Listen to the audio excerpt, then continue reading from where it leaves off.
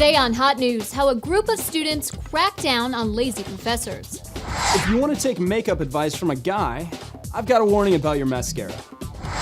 Why bother pumping gas when the gas can pump itself? I'll talk to a guy who uses gold as a condiment. Prepare for a new episode of Hot News in 10, 9, 8, you know what? Just roll it.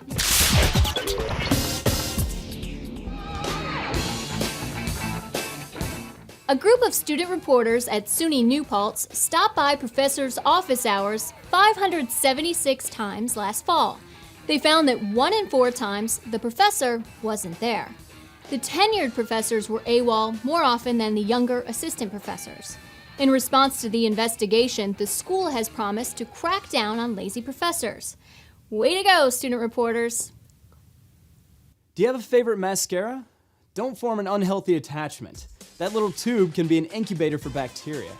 If it gets in your eyes, you can develop serious problems. So throw your mascara away if it smells strange. And if it dries up, the experts say, do not add water to it. That'll just help the germs grow. And no matter how cute a shade of blue your roommate has, never share someone else's mascara.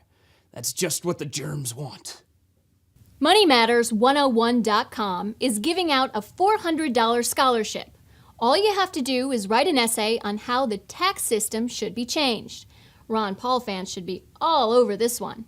The deadline is April 30th, just 2 weeks after your taxes are due.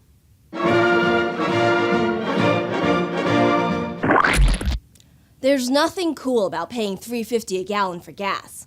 Unless, of course, a robot is involved. This thing, called the tank Pitstop, is being tested at a gas station in the Netherlands.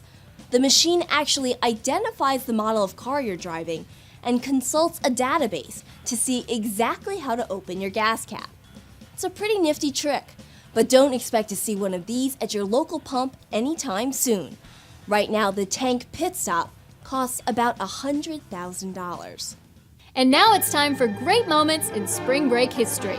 In January 1971, a filmmaker was in Sun Valley, Idaho to make a promotional movie for K2 skis. A group of flight attendants were in town, and the filmmaker decided to hold a contest to see who looked best wearing a K2 t-shirt.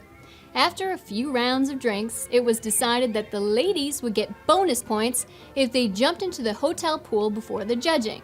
Thus was born the wet t-shirt contest. We'll be right back.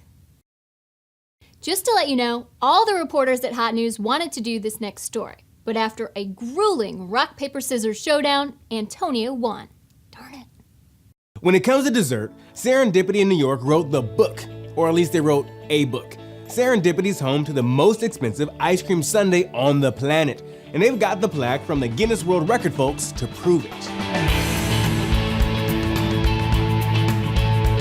What exactly is in the golden opulence? The golden opulence has the best ingredients from around the world. These are ingredients that you do not find in supermarkets. We are going to line the goblet with a mixture of the world's most expensive chocolate and the world's rarest chocolate. And then we have 3 scoops of Tahitian vanilla ice cream, which we are going to infuse with Madagascar vanilla. How much do you think the world's most expensive ice cream sundae costs? I don't know, $15? A little bit higher. $20. We're going higher. Now we are going to plate each of our ice cream scoops in 23 karat edible gold.